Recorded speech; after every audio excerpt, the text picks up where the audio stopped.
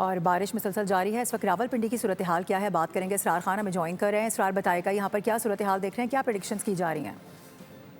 جی بالکل, بات کریں گے راولپنڈی میں ہونے والی بارش کے حوالے سے. تو راولپنڈی شہر میں موجودہ جو بارش کا سپیل ہے اس میں آج چوتھے دن بھی بارش جاری ہے اور رات کے بارش کا سلسلہ شروع ہوا جو کہ اب تک وقفے وقفے سے جاری ہے.